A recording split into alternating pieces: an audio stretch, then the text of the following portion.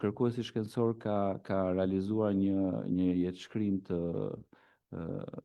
akademikut Ballata, një punim i cili po vazhdon ende të ndiqet dhe si vazhdimsi e studimeve të tij doktorale, të cilat i zhvillon pranë Universitetit të Arteve.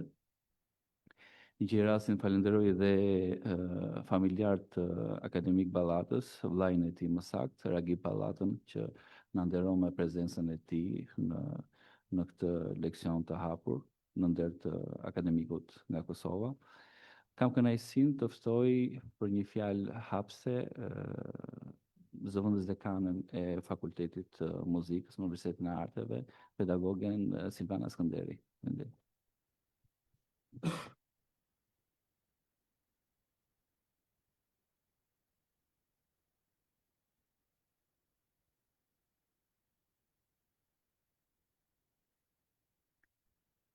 Kam kënaqësinë të hap këtë leksion shkencor kushtuar krijimtarisë dhe mendimit muzikor.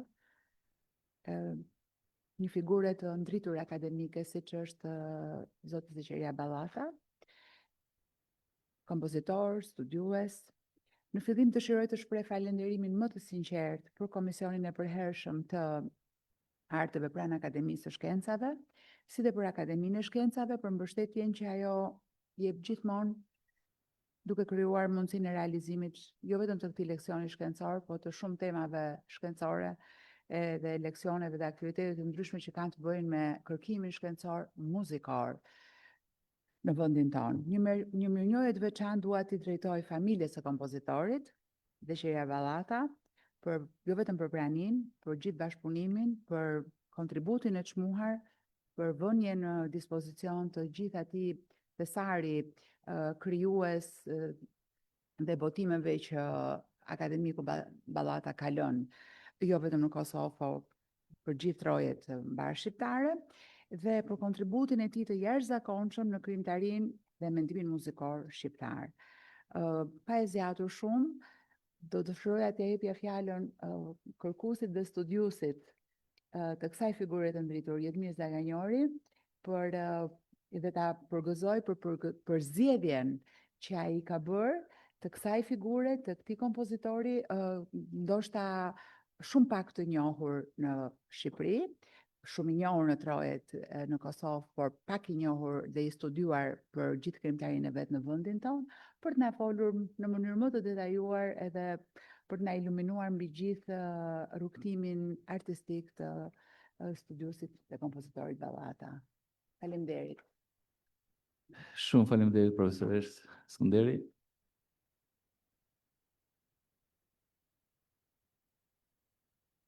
Përshëndetje, të nderuar kolegë, të nderuar pjesëmarrës. Më lejoni në fillim të shpreh mirënjohjen time ndaj Komisionit Përhershëm të Arteve pranë Akademisë së Shkencave të Shqipërisë për vlerësimin dhe miratimin e kësaj komitese, si dhe ndaj vetë Akademisë së Shkencave të Shqipërisë për mundësinë e mbajtjes së kësaj ligjërate në këtë forum akademik. Një falënderim i veçantë shkon për praninë tuaj në këtë sallë. Prezantimi titullohet Jeta dhe vepra akademik Zeqeria Ballatës dhe synon të shqyrtoj në mënyrë analitike kontributin e tij në disa drejtime kryesore. Zeqeria Ballata shfaqet si një ndër dyjet kryesore të mendimit dhe krijimtarisë muzikore shqiptare në Kosovë. Ai nuk përfaqëson vetëm një kompozitor me individualitet të qartë artistik, por një personalitet që arrin të ndërtojë një urë të qëndrueshme midis krijimit dhe reflektimit me muzikën.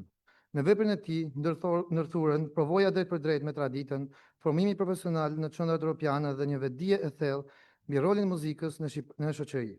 Si kompozitor, ai ndërton një gjuhë të vetën, ndërsa si muzikolog, ai përpiqet të kuptojë dhe të sistemojë këtë proces në një plan më të gjerë kulturor dhe historik. Pikërisht në këtë dyzim qëndron edhe pesha e tij, në aftësinë për të qenë njëkohësisht krijues dhe interpretues i proceseve muzikore, duke vendosur muzikën shqiptare në një dialog të vazhdueshëm me vetveten dhe me botën. Në këtë kuptim, Zeqeria Ballata nuk mbetet thjesht një figurë e një periudhe të caktuar, por një referencë domosdoshme për të kuptuar zhvillimin e muzikës shqiptare në Kosovë si proces artistik, si realitet kulturor dhe si pjesë e identitetit tonë. Për të paraqitur në thellësi dhe gjerësi figurën e tij, prezantimi im do të fokusohet në 4 çështje: jeta kulturore në Kosovë, 2 familja dhe shkollimi, 3 stili muzikor, 4 kontributet muzikologjike të Zeqeria Ballatës.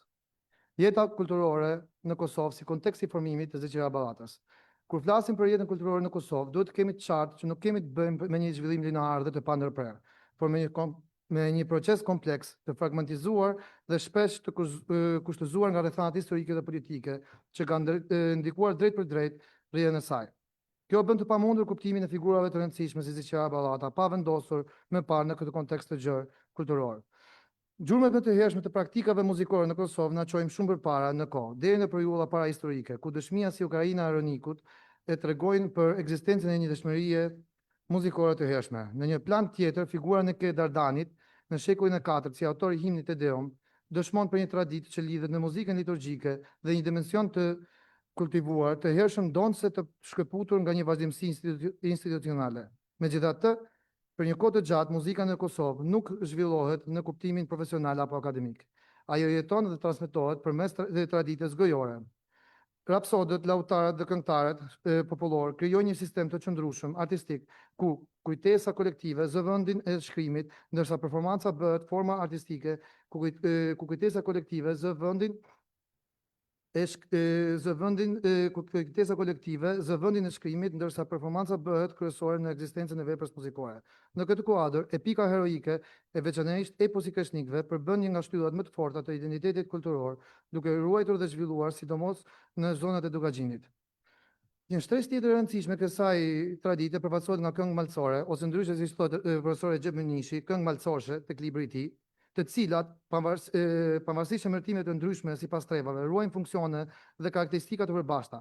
Ato dëshmojnë për një traditë më të gjerë gjeografike dhe një sistem të hapur dinamik të transmetimit gojor, ku repertori muzikor përshtatet dhe rikonfigurohet në varësi të kontekstit social dhe kulturor. Kjo traditë nuk është statike. Ajo transmetohet vazhdimisht duke reflektuar ndryshimet sociale dhe kulturore. Një nga elementet më të rëndësishëm në këtë transformim është kalimi gradual nga sistem tonal tradicional drejt ndikimeve të sistemit tonal. Ky proces bëhet më i dukshëm në çështjet urbane si Gjakova, Prizreni dhe Peja, ku kontaktet kulturore dhe ndikimet e jashtme krijojnë një terren të ri për zhvillimin e gjuhës muzikore. Në të njëjtën kohë, zhvillimi i jetës kulturore në Kosovë nuk mund të ndalet nga konteksti historik i fragmentizimit territorial dhe politik.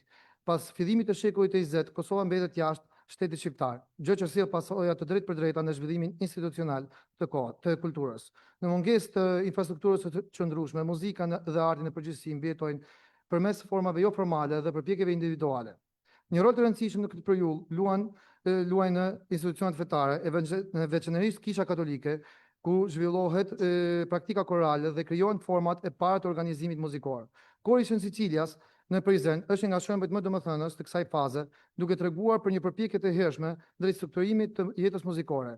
Një dëshmi e rëndësishme kësaj veprimtarie muzikore është debutimi i vitit 1915, i cili përfaqëson publikimin më të hershëm të njohur deri më sot të melodisë së himnit shqiptar kombëtar në formë për klavir. Bëhet fjalë për botimin me titull Kanti Albaneze të shoqërisë botuese muzikore Zygmunt and Wolfkingen, Leipzig, Gjermanisë, i përgatitur nga profesor Dioniso de Senramo San Gregorio. Ky botim i dedikohet zotit Lazar Mjeda, vllajt të poetit Ndre Mjeda, me përkushtim shkencësisë së tij, fort të nderuar Imzot Lazar Mjeda, arcipeshkov katolik i Shkodrës, mitropolit i Shqipërisë, në shënjë minjohet të thellë, Prizren, nëntor 1915. Transformimi i vërtet fillon pas luftës së dytë botërore, kur muzika në Kosovë hyn në një fazë të re, atë të institucionalizimit. Hapja e shkollës së parë së muzikës në Prizren në vitin 1948 shënon një moment kyç, sepse për herë të parë krijohet një sistem i organizuar edukimi muzikor. Kjo hap rrugën për formimin e brezave të parë të kantëve profesionistë. Paralelisht krijohet edhe institucionet e para që mbështesin jetën muzikore, ndër të cilat një rol të rëndësishëm luan Radio Prishtina. Ky institucion nuk ishte thjesht një platformë transmetimi, por një qendër e vërtet kulturore që organizonte koncerte, realizonte incizime dhe mbështeste drejt për drejt krijimtarinë e kompozitorëve vendas. Në mungesë të institucioneve të mëdha si opera apo filharmonia, Radio Prishtina bëhet boshti rreth të cilit rrotohet jeta muzikore. Në këtë kontekst fillon të formohet edhe muzika kultivuar shqiptare në Kosovë. Kompozitorët e parë si Lorenzo Antoni, Regjo Mulliçi dhe Mark Kaçinari vendosën bazat e kësaj krijimtarie duke ndërthurur elementet folklorik me modelet e muzikës klasike europiane. Kjo fazë karakterizohet nga një gjuhë muzikore relativisht e thjeshtë, ku dominon muzika vokale dhe korale, dhe ku synohet një komunikimi drejt për drejt me publikun. Me kalimin e kohës, kjo krijimtari bëhet më ndërlikuar dhe më e vetëdijshme estetikisht. Në vitin 1960-1970 përfaqësojnë një fazë konsolidimi ku shfaqet një brez i ri kompozitorësh, të formuar në Akademi jashtë Kosovës, të cilët sjellin me vete ndikime të muzikës moderne europiane. Në këtë brez përfshihet dhe Zeqeria Ballata, së bashku me figura të tjera si Akil Koci, Rafet Rudi, Fari Beqiri dhe të tjerë. Këta kompozitorë nuk e braktisin traditën, por e shikojnë atë. Folklori nuk përdoret më thjesht si materiali drejt për drejt, por si një strukturë që mund të transformohet dhe të integrohet në një gjuhë bashkëkohore. Pikërisht këtu krijohet një tension krijues midis traditës dhe modernitetit, i cili bëhet një nga karakteristikat kryesore të muzikës në Kosovë. Në këtë klim zhvillohen dhe aktivitete dhe institucione që e çojnë përpara jetën muzikore. Formimi i orkestrës simfonike të Radio Televizionit të Prishtinës, krijimi i koreve profesionale dhe organizimi i festivalit si Skena Muzikore Prishtinës dhe Ditët Muzikës Kosovare. Këto platforma krijojnë një hapësirë të re për prezantimin dhe afrimimin e muzikës vendase. Është pikërisht në këtë moment historik që duhet parë dhe figura e Zeqeria Ballatës. Ai nuk është një fenomen i izoluar, por një produkt dhe njëkohësisht një artikulues i këtij realiteti kulturor. Formimi i tij ndodh në një kohë kur muzika në Kosovë ka kaluar nga një fazë e lindjes në atë të vetdijes artistike. Ballata përjeton këtë tranzicion në mënyrë të plotë. Ai vjen nga një traditë që ende ndjen fort peshën e folklorit, por njëkohësisht është i ekspozuar ndaj zhvillimeve bashkëkohore europiane. Kjo vendos atë në një pozicion të veçantë ku krijimtaria dhe mendimi muzikologjik ndërthuar në mënyrë organike. Në këtë pikë, kuptimi i krijimtarisë së tij nuk bëhet pa parë këtë sfond të gjerë kulturor. Jeta kulturore në Kosovë nuk është thjesht një kontekst i jashtëm, por një element që formson drejt për drejt mënyrën se si Ballata mendon, shkruan dhe analizon muzikën. Dhe pikërisht këtu qëndron rëndësia e këtij konteksti. Ai na lejon të kuptojmë jo vetëm se nga vjen Ballata, por edhe pse ai është i tillë si kompozitor dhe muzikolog. Jeta dhe formimi i Zeqeria Ballatës. Zeqeria Ballata lindi me 23 prill 1943 në Gjakov, një nga qytetet më të rëndësishme historike dhe kulturore të Kosovës. I njohur për traditën e tij të gjerë qytetare, tregtare dhe artistike. I vendosur midis Prizrenit dhe Pejës, ky qytet është ka qenë ndër shekuj një nyje e rëndësishme lidhëse midis hapësirave shqiptare dhe më gjerë, duke ruajtur lidhje të vazhdueshme kulturore dhe ekonomike, veçanërisht në Shkodër.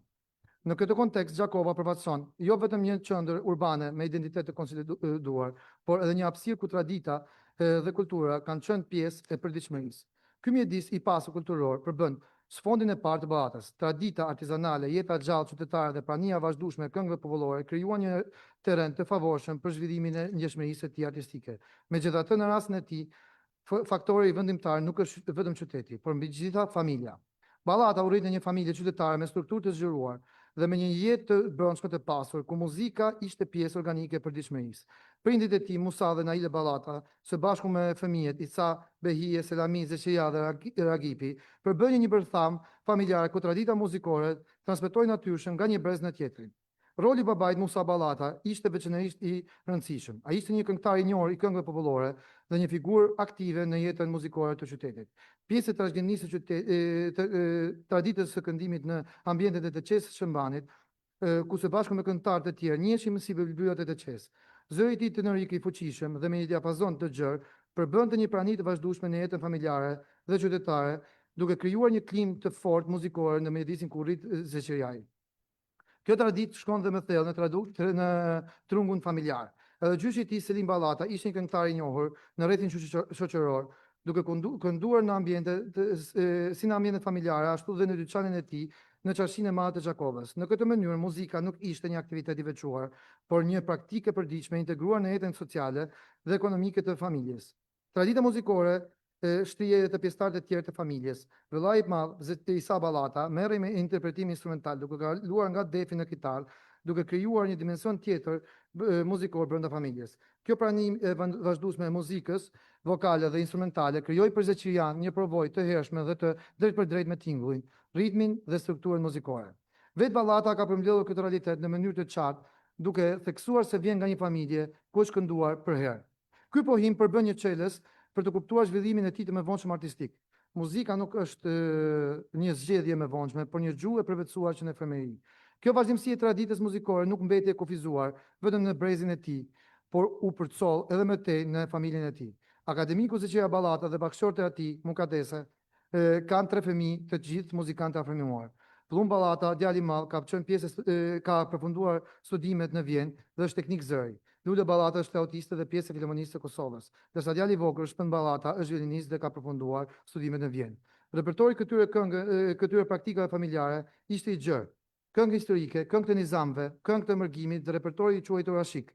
Kjo shumësi formash krijoi një bazë të pastër dëgjimore, e cila më vonë do të reflektojë në mënyrën se si ai do të përpunonte materialin folklorik në krijimtarinë e tij.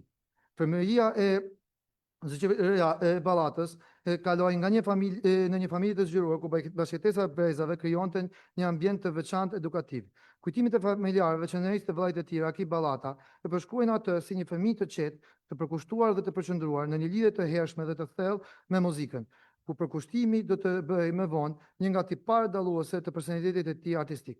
Hapet e parë në arsimin nisin e Gjakov, në një periudhë kur arsimi në gjuhën shqipe përballej me mungesa të konsiderueshme infrastrukturore dhe me një kuadër pedagogjik të kufizuar. Megjithatë, përkushtimi i mësimdhënësve dhe ambienti edukativ ndikuan në formimin e tij të hershëm. Mësuesja parë Nanie Dubrona Deva përbën një nga figurat që ndikuan në orientimin e tij drejt artit dhe dijes. Një moment i rëndësishëm në këtë fazë ishte edhe përfshirja e tij në aktivitetet muzikore shkollore. Në korin e fëmijëve drejtuar nga Ilmi Kryeziu, ai u shfaq për herë të parë si pjesë aktive e një formacioni muzikor.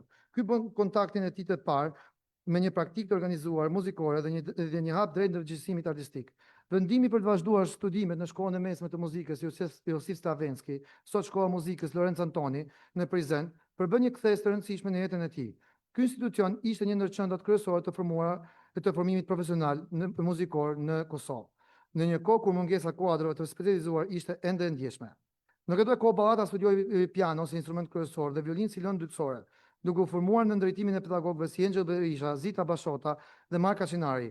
Ai ishte njëkohësisht pjesë aktive e jetës artistike të shkollës, duke marrë pjesë në orkestër dhe në aktivitet koncertal.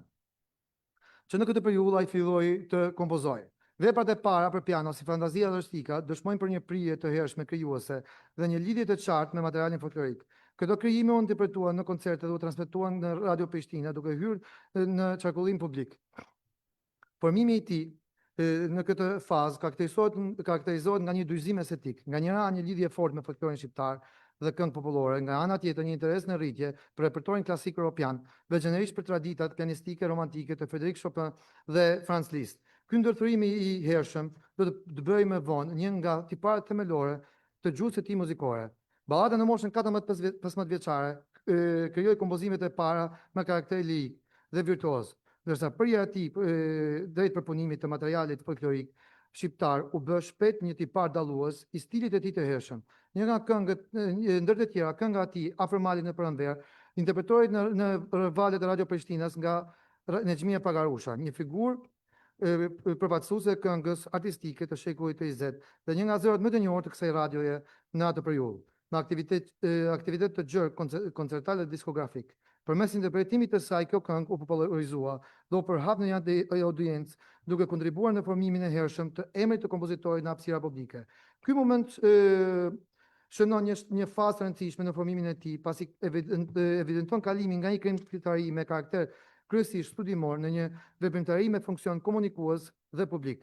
Në këtë kuptim, prania e veprave të tij në institucionet mediatike dhe në interpretimin e figurave të konsoliduara të skenës muzikore përbën një tregues të hershëm të potencialit e tij profesional dhe të integrimit gradual në jetën muzikore të kohës. Kjo periudhë nuk ishte pavarësi. Ballata u përball me sfida të ndryshme, përfshirë ato gjyqësore dhe një ambient shkollor relativisht të ashpër. Megjithatë, përkushtimi i tij ndaj muzikës mbeti i pandryshuar. Ai ushtronte vazhdimisht duke zhvilluar aftësitë e tij teknike dhe dëgjimore. Repertori i kësaj periudhe përfshin një sër veprash si Jehona nga Bjesë Nëmona, Në fshat, Kam shtëpinë në Thupra, Ndamja, suita për flaut, Sonata në dy kohë, Kapriçu në një dhe Kënga o pse, me përcjellje të pianos. Këto krijime karakterizohen nga forma të mbledhura, një teksturë e qartë dhe një prani e ndjeshme, elementet folklorike në linje melodike dhe në karakterin ritmik. Në tërësi kjo për ju përbën një bazë mbi të cilën ndërtohet zhvillimi më teshëm artistik i Zgjeria Ballatës, duke vendosur atë në rrugë të qartë drejt formimit profesional dhe afërmimit si kompozitor. Në vijim të këtij formimi të hershëm, orientimi i tij drejt një edukimi të strukturuar muzikor bëhet i natyrshëm dhe i domosdoshëm. Pas përfundimit të shkollës së mesme në Prizren, Ballata përballet me një moment vendimtar në jetën e tij artistike, zgjedhjen e studimeve të larta. Ai ishte i pavendosur për drejtimin që do të ndiqte dhe mendoi për të vijonte studimet në Shkup, një destinacion i zakonshëm për të rinjt nga Kosova në atë kohë. Megjithatë, situata pa sigurt nga tërmeti që goditën këtë qytet ndikuan drejt për drejt me rishikimin e këtyre planeve. Në atë periudhë, një rol orientues luti vëllai i madh, i cili studionte për inxhinieri tekstili në Ljubljanë, duke këshilluar që të konsideronte këtë qytet si një alternativë serioze për vazhdimin e studimeve. Kjo ndërhyrje rezultoi vendimtare. Ballata vendosi të zhvendosej në Ljubljanë dhe të përgatitej për provimet pranuese, duke lënë përfundimisht Shkupin si opsion fillestar. Në vitin 1963, ai regjistroi në dekën e kompozicionit në Akademinë e Muzikës në Ljubljanë, duke hyrë në një nga institucionet më të rëndësishme të formimit muzikor në hapësirën jugoslave të kohës. Studimet i zhvilloi në klasën e kompozitorit të njohur Matija Bravnića, pranë të cilit përfundoi me sukses të shkëlqyer në vitin 1967, duke u bërë një nga kompozitorët e parë të diplomuar nga Kosova në këtë profil. Kjo periudhë përfaqëson një hap të rëndësishëm në zgjerimin e horizontit të tij artistik. Kontakti me një ambient akademik më të strukturuar dhe me një traditë të konsoliduar kompozicionale ndikoi drejt për drejt në formimin e tij estetik dhe teknik. Megjithatë, Ballata nuk mbeti vetëm në kuadrin e studimeve bazë universitare. Ai vijon më një herë studimet pas universitare në të njëjtin institucion, këtë herë në ndërtimin akademik Duçan Maria Shkernjat, një nga figurat më të rëndësishme të muzikës slovene. Përfundimi me sukses i këtyre studimeve dhe fitimi i titullit magjistër në kompozicion shënon një fazë të re në konsolidimin e profilit e tij krijues, duke thelluar më tej çastin e tij ndaj formës, strukturës dhe gjuhës muzikore. Në kërkim të një zgjerimi të mëtejshëm estetik dhe teknik, Ballata vijon studimet jashtë vendit, duke hyrë në kontakt të drejtë për drejtë me zhvillimet e muzikës bashkëkohore europiane. Fillimisht ai studion në Venecia, pranë kompozitorit Viljo Mortari, ku njihet me rrymat moderne të muzikës italiane. Më pas, në vitin 1971-72, ai merr pjesë në kurset e avancuara të kompozicionit në Akademia Cigana të Sienas, ku punon në ndërtimin e Franco Donatonit. Kjo periudhë përfaqëson një nga momentet më të rëndësishme të përballjen e tij me teknikat bashkëkohore kompozicionale dhe një mendim më të avancuar estetik. Procesi i formimit të tij përmbyllet me specializim në Rom në vitin 1973-74 pranë kompozitorit Goffredo Petrasi, një nga figurat më të rëndësishme të muzikës italiane të shekuillit e 20. Kjo fazë përfundimtare vendos Ballatën në një raport të drejtë për drejtë me zhvillimet moderne të muzikës europiane dhe kontribon në konsolidimin e gjuhës së tij krijuese. Paralelisht me studimet, Ballata zhvillon një aktivitet të dëndur artistik, duke marrë pjesë në koncerte dhe festivale në qendra të rëndësishme si Ljubljana, Opatija, Sarajeva, Beograd dhe Zagrebi, ku prezantohet si pianist dhe kompozitor me krijimet e tij. Kjo prani e vazhdueshme në jetën koncertale vendos atë në një kontekst më të gjerë artistik dhe institucional. Kjo periudhë shënohet edhe nga një sër vlerësime të rëndësishme, të cilat dëshmojnë për afërmimin e tij të hershëm. Në vitin 1967 ai shpërblet në festivalin e Celjes për krijimtarinë korale, duke u vlerësuar për trajtimin artistik dhe të materialit vokal. Po në atë vit ai ndërtohet me shpërblimin universitar të Prishtinës dhe pranohet si antar i shoqatës së kompozitorëve të Slovenisë, çka përbën një njohje institucionale të rëndësishme në veprimtarinë e tij. Në fund të vitit 1967 ai vlerësohet gjithashtu me shpërblimin e dhjetorit të Kosovës, një nga çmimet më të rëndësishme kulturore të kohës, duke konfirmuar pozicionin e tij si një nga talentet më premtuese të muzikës shqiptare. Për sukseset e tij në aktivitetet koncertale dhe në incizimet në RTV Ljubljana, ai nderohet me çmimin studentor Presheren në Universitetin e Ljubljanës, duke u renditur një nga studentet më spikatur të këtij institucioni. Në këtë periudhë repertori i tij krijues pasurohet me një ser veprash që dëshmojnë për një individualitet në formim. Ndërto përmendën Damja, Capriccio nr. 2, solo dhe koncerto, si dhe krijimet e tjera vokale dhe instrumentale, të cilat jo vetëm interpretuan në koncerte, por dhe u incizuan në institucione të rëndësishme si RTV Ljubljana, RTV Beograd dhe Radio Prishtina. Këto vepra të vendosura në një kontekst të gjerë koncertal dhe institucional dëshmojnë për një fazë ku Ballata nuk është më thjesht një student i avancuar, por një kompozitor që fillon të afirmohet në mënyrë të qartë në jetën muzikore të kohës, duke ndërtuar gradualisht profilin e tij artistik në një hapësirë më të gjerë europiane.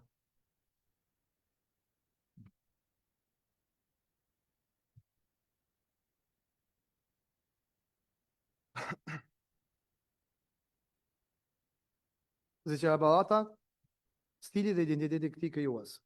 Zëqera Ballata është një përpërfaqësues qendror të muzikës së kultivuar shqiptare në Kosovë. Gjatë gjysmës së shekujt të 2 të 20 dhe fillimit të shekujt të 21, me një kremtari që lidhet ngushtë me zhvillimet e jetës muzikore dhe kulturore në vend.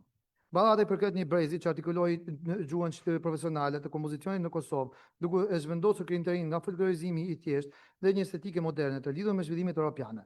Vlera e tij qëndron jo vetëm te larmia e veprës, por edhe te aftësia për të ndërtuar një identitet kompozicional ku tradita shqiptare, teknikat bashkëkohore dhe kërkimi profesional funksionojnë si një sistem i unifikuar. Këtu trajtohen 3 drejtime: profili historik dhe roli i Ballatës në konsolidimimin e muzikës së kultivuar në Kosovë; 2. Tiparet kryesore stilistike nga modaliteti dhe elementi kombëtar deri te quasi serializmi, poliedriteti dhe polistilistika; 3. Pozicioni i krimtarisë së tij në identitetin më të gjerë të muzikës shqiptare. Zëqera Ballata u formua në një midis ku tradita shqiptare bashkëtonte me ndikimet slave dhe europiane, ndërsa studimet në Akademinë e Muzikës në Ljubljanë i mundsuan kontakte drejt për drejt me teknikat bashkëkohore të kohës, përfshirje avangardiste dhe format moderne të mendimit muzikor.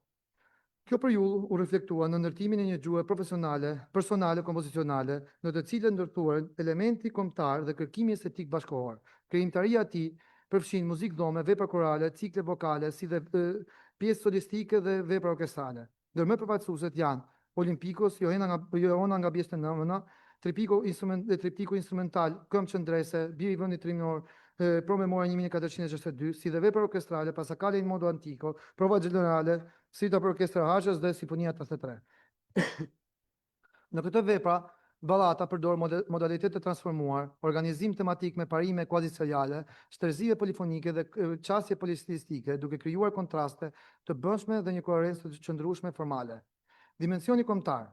Ai qastet folklorit në mënyrë intuitive, jo imitim mekanik. Në shumë vepra të hershme deri te krijimet vokale të pikurisë, gjejmë përdorim të modusve, intervaleve karakteristike popullore, figuracione të frymzuara dhe nga këngë tradicionale dhe raporti të ngushtë tekst-muzik me tematika shqiptare. Ky nuk është një dekor folkloristik. Është bazë strukturore, modaliteti pentatonika, kthesat melodike, ritmet e thyra, melizmat funksionojnë si një motor i ndërtimit të frazës, i kontrapuntit dhe ngjyrës harmonike. Pikërisht këtu Ballata lidhet me traditën e Bartokut, Ludoslavsit dhe Komplanit. Tradita si material gjenerues, jo si citim si përfaqësor. Dimensioni serial. Ballata përdor serializmin me lirshmëri, larg çdo fanatizmi akademik. Seria shërben si një mjet kompozicional, jo si doktrinë. Rreshtin 12 është ai trajton si strukturë fleksibël, të aftë për të bashkëveprojë me modalitetin dhe logjikën melodike shqiptaro-ballkanike. Nga kjo ndërthurje linje tension karakteristik. 12 tingujt nuk funksionojnë si një sistem i mbyllur, por si nxitës për ndërtimin motivor, për imitim, për rritje të densitetit figurativ, për kontraste timbrale dhe për një zhvillim linear të materialit. Në këtë kuptim Ballata afrohet me frymën e ligjetit të hershëm, një serialitet i zbutur, i transformuar dhe i ndërthurur me elemente folkloristike, duke krijuar atë që mund të quhet një folklor sintetik në variantin ballatian. Polistilistika. Në shumë veprat e tij shfaqet bashkëtesa organike midis elementit popullor, strukturave moderniste, teknikave timbrale të shekujt të 20 dhe çastjeve neoklasike në ndërtimin formal. Instrumentet nuk trajtohen si mjete tradicionale të prodhimit të tingujt, por si laborator timbral, ku eksplorohet potenciali i tyre akustik deri në detaj. Në veprat e tij për ansamble, hasi multifoni, harmonik artificial, figura të shpeshta granulare, kontrastet e skajshme dinamike, tremolo flautando, mikrointervale dhe klastra në piano. Ballata nuk ndërton një narrativ romantike, ai ndërton proces, tension, rritje të densitetit, lirime ai ndërton kontraste timbrale të shezuara. Instrumenti shfaqet si një zë monofunksional, por si një trup akustik i gjallë me identitet të shumëfishtë shprehjes. Në këtë aspekt Ballata lidhet natyrshëm me estetikën e avangardës europiane të viteve 60-80, por gjithmonë me një prani të dallueshme të identitetit shqiptar brenda këtij horizonti modern. Zëqera Ballata është një rast ku tradita dhe moderniteti nuk përplasen, por ndërtojnë një gjuhë të re. Ai ruan rrënjët kombëtare pa u kufizuar prej tyre, përvetëson teknikat moderne pa rënë në imitim dhe krijon një profil që është njëkohësisht lokal dhe europian. Rëndësia e tij qëndron në 3 pika. Një nga figurat kryesore që vendosin bazat e modernitetit kompozicional në Kosovë, duke nxjerrë krijimtarinë nga folklorizimi imitues dhe duke e futur në dialog me Europën. 2. Krijoi një gjuhë personale të bazuar në ndërthurjen e modalitetit shqiptar me teknikat seriale të imbrikën moderne. 3. E lidhi muzikën shqiptare me avangardën e shekullit të 20, pa humbur identitetin. Kjo bën Ballata një nga figurat kyçe të muzikës së kultivuar shqiptare, një kompozitor që ndërtoi stil, ndërtoi gjuhë dhe ndërtoi vazhdimsi. Në këtë kuptim, kontributi i tij themelor është themelor si për Kosovën, ashtu edhe për traditën e gjerë shqiptare.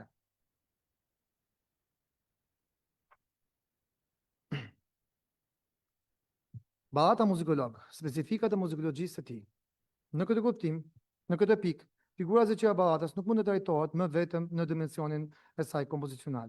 Nëse krijimtaria e tij dëshmon për një identitet të konsoliduar artistik, atëherë veprimtaria e tij muzikologjike përbën nivelin reflektiv të këtij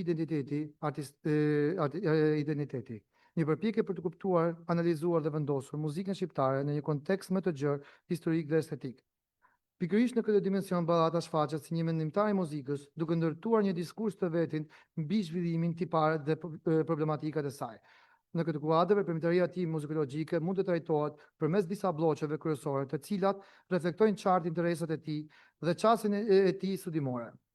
Së pari, në një vend qendror zë trajtimi i historisë së muzikës shqiptare në Kosovë, ku Ballata përpiqet të sistemojë dhe të analizojë zhvillimet e para të muzikës së kultivuar, duke I vendosur ato në një kontekst më të gjerë, kulturor dhe shoqëror. Së dyti, ai ndalet në mënyrë të veçantë në analizën e figurave dhe personaliteteve muzikore, duke trajtuar kompozitorë dhe krijues të ndryshëm, jo vetëm në aspektin biografik, por edhe në dimensionin stilistik dhe estetik. Veprimtaria muzikologjike e zëqira Ballatës përbën një nga shtyllët më të rëndësishme të profilit të tij intelektual, duke vendosur atë jo vetëm si kompozitor, por edhe si një mendimtar të muzikës. Në shkrimet e tij, ai ndërton një qasje të qartë dhe të strukturuar, ku muzika trajtohet jo vetëm si një fenomen izoluar estetik, por si një pjesë e një sistemi më të gjerë kulturor, historik dhe shoqëror. Një nga drejtimet kryesore të këtij diskursi është trajtimi i kompozitorëve shqiptar, veçanërisht atyre të Kosovës, të cilët Ballata I konsideron si barcit kryesor të procesit të formimit të muzikës së kultivuar. Në këtë kuadër, figura se Lorenzo Antoni, Reggio Mulliqi, Marka Cinari, Sadra Izvanolli, Farid Beqiri e tjerë trajtohen përmes një analize të qëndërtuar elementin biografik dhe me atë stilistik dhe estetik. Për Lorenzo Antonin, ai vën në dukje rolin themelues në institucionalizimin e jetës muzikore dhe në krijimin e një baze pedagogjike, duke analizuar krijimtarinë e tij në funksion të kësaj tradite. Në rastin e Reggio Mulliqit, Ballata ndalet në mënyrë më të thelluar në raportin midis folklorit dhe gjuhës kompozicionale, duke evidentuar në mënyrën se si materiali tradicional shndërrohet në element strukturor të veprës. Ndërsa për Mark Kacinarin, ai analizon krijimtarinë korale dhe vokale, ku ndërthuren thjeshtia formale dhe ngakesa ekspresive, ndërkohë që te Farid Beqiri dhe te Sadra Izvanolli evidenton një orientim drejt zgjerimit të mjeteve kompozicionale dhe drejt një profesionalizimi më të theksuar të gjuhës muzikore. Në të gjitha këto raste, Ballata nuk mjaftohet me karakterizime të përgjithshme, por ndalet në vepra konkrete duke analizuar elemente si forma, ndërtimi tematik, trajtimi I materialit folklorik dhe organizimi I diskursit muzikor. Një dimension I rëndësishëm I qasjes e tij është dhe vendosja e muzikës shqiptare në raport me zhvillimet europiane. Në këtë kuadër ai referohet figura si Debussy, Anton von Webern, Bravničar, Shkrnjak e tjerë, jo si modele për të imituar, por si pika reference për të kuptuar proceset e zhvillimit të gjuhës muzikore dhe për të vendosur krijimtarinë shqiptare në një kontekst më të gjerë estetik. Një shtyrë e rëndësishme në shkrimet e tij lidhet me trajtimin e jetës muzikore dhe kulturore në Kosovë, ku Ballata analizon zhvillimin e institucioneve, aktivitetet koncertale dhe procesin e formimit në një hapësirë profesionale muzikore. Në këtë kuadër ai ndalet në mënyrë të veçantë në rolin e ngjarjeve dhe strukturave kulturore, duke I parë ato si faktorë të domosdoshëm për ekzistencën dhe zhvillimin e muzikës së kultivuar. Në të njëjtën linjë, ai trajton edhe ngjarje dhe institucione me karakter historik dhe identitar, si rasti I bandës Vatra, ku muzika merr një funksion të drejtpërdrejtë shoqëror dhe kulturor, duke shndërruar në një mjet organizimi dhe ndërgjegjësimi kolektiv. Në këtë kuadër, vëmendje të veçantë zë dhe trajtimi I himnit kombëtar shqiptar përmes punimit muzikologjik me titullin Mbi himnin kombëtar, realizuar në rastin e 85 vjetorit të pavarësisë së Shqipërisë. Po ashtu, ai ka realizuar 2 proponime të himnit kombëtar, një version për kor burrash dhe një version për kor fëmijësh. Një vend të veçantë në analizat e tij zën figura me ngarkesë të tekstuar simbolike, si Nën Tereza, ku dimensioni muzikor kalon kufit e trajtimit estetik dhe lidhet me përmasa më të gjëra shpirtërore, kulturore dhe identitare. Kjo qasje nuk mbetet vetëm në plan teorik, por konkretizohet edhe në krijimtarinë e tij. përmes veprave të kushtuara drejt për drejt kësaj figure, si Nën Tereza Bi shqiptare dhe Hap na syt ton, ku teksti dhe muzika ndërthuren për të shprehur një përjetim më të thellë etik dhe human.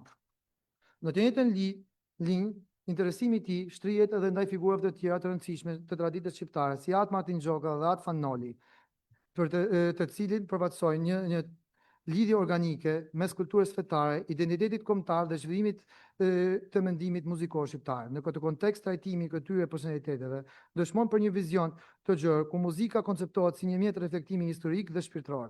Ndërtësi, qasja muzikologjike e ballatës karakterizohet nga një ndërthurje e qartë midis analizës së veprës, trajtimit të figurave dhe leximit të proceseve historike.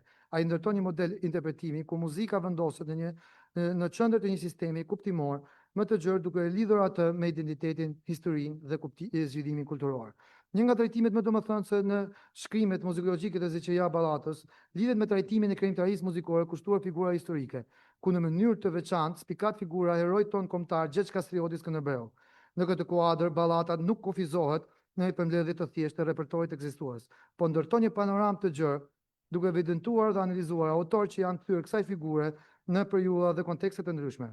Ai sjell në vëmendje një varg kompozitorësh krijues, duke filluar nga tradita europiane me emra si Antonio Vivaldi, Francois Rebel, e deri te autorë shqiptar dhe ballkanik si Kosta Manojlović, Cezar Deja, Prengjakova, Nikola Zogjaci, Mark Kaçinari, Esad Rizvanoli, Farid Beqiri e tjerë. Përmes kësaj qasje, Ballata dëshmon se figura Skënderbeut nuk përbën vetëm një rol simbolik dhe historik, por është një bosh të vazhdueshëm frymëzimi muzikor, i cili përshkon kohë dhe hapësira të ndryshme kulturore. Në këtë kontekst, duhet tekstuar se dhe vetë Zeqeria Ballata i ka kushtuar një vepër herojt kombëtar me titull Skënderbeku në Nat. Në këtë mënyrë trajtimi nuk është thjesht një inventar emrash apo veprash, por një përpjekje për të kuptuar mënyrën se si muzika reflekton dhe ndërton vetdije historike dhe identitare. Në këtë kuptim, analiza e Ballatës shndërrohet në një sintezë ku historia dhe identiteti ndërthura në një diskurs të vetëm.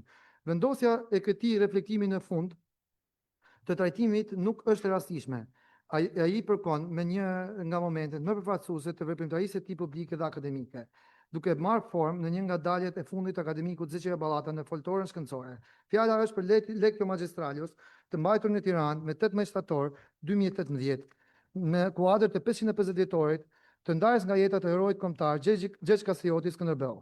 Në këtë ligjërat përmbyse përqendrohet në mënyrë të përmbledhur dhe të qartë gjithë përvoja e tij si muzikolog, duke vendosur figurën e Skënderbeut në një perspektivë të gjerë muzikore dhe kulturore. Në këtë kuptim, ajo përbën jo vetëm një nga ndërdaljet e tij të fundit në podium, por edhe një nga sintezat më të plota dhe përfaqësuese të mendimit e tij muzikologjik. Faleminderit.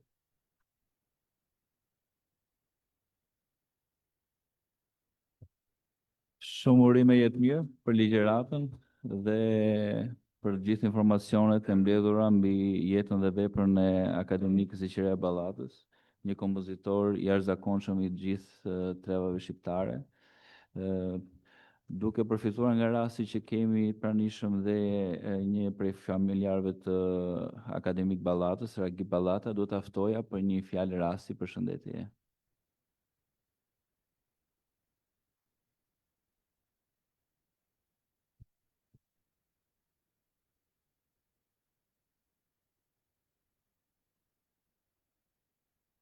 Po të jemi të lumtur me brezat të ri që flasin shumë shpejt, qartë e mirë. Për këtë fjalë se unë nuk mund të afrona ti brezi.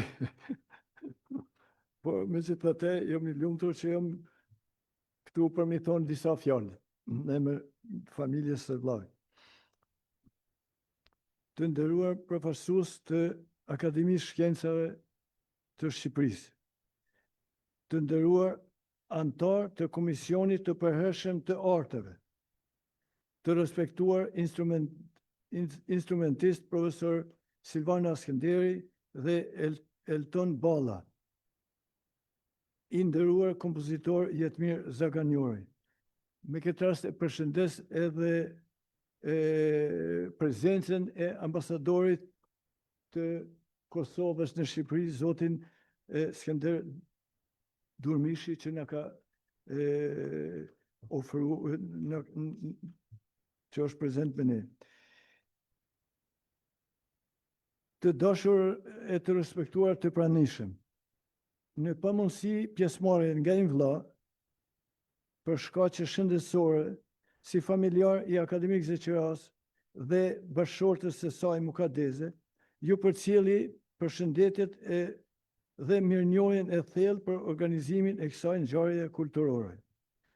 Sot ndihem i lumtur që jam në mesin e juaj për të përcjell leksionin shkencor të kompozitorit e studiusit energjik Jetmir Zaganjorit në temën e përzgjedhur jeta dhe vepra e akademik Zeqeria Ballatës.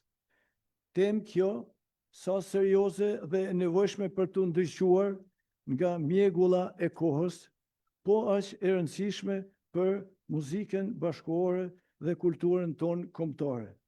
Me këtë rast, kompozitorit Jetmir Zaganjori i urojmë dhe i dëshirojmë shëndet e sukses në veprimtarinë e mëtejshme artistike.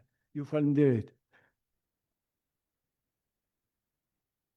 Shumë faleminderit zoti Ballati. Veç prezencës time, unë kam marrë 2 libra se ma tepër s'mu shërbisu.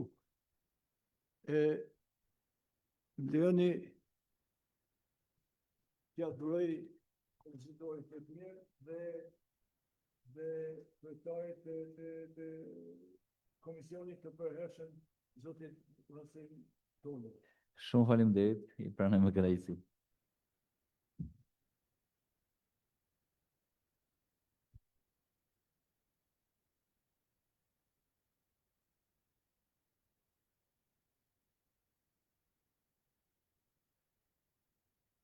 Në vazhdim të kësaj leksio magjistralis, Rasim Toni.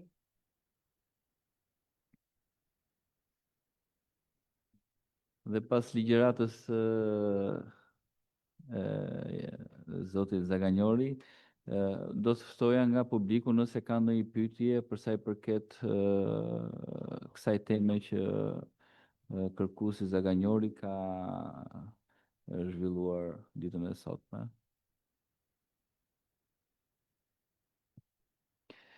Atëherë veprimtaria do të vazhdoj me një moment muzikor, ku do të kemi kënaqësinë të dëgjojmë 2 kompozimet të akademikut dhe kompozitorit Zeqeria Ballata, Jeho nga Bjeshkët e Nemuna, nga pianistja profesoresha e Universitetit të Arteve Silvana Skënderi, dhe Cantium Scordense për piano dhe filharmonik nga profesoresha Skënderi dhe filharmonicisti Elton Balla.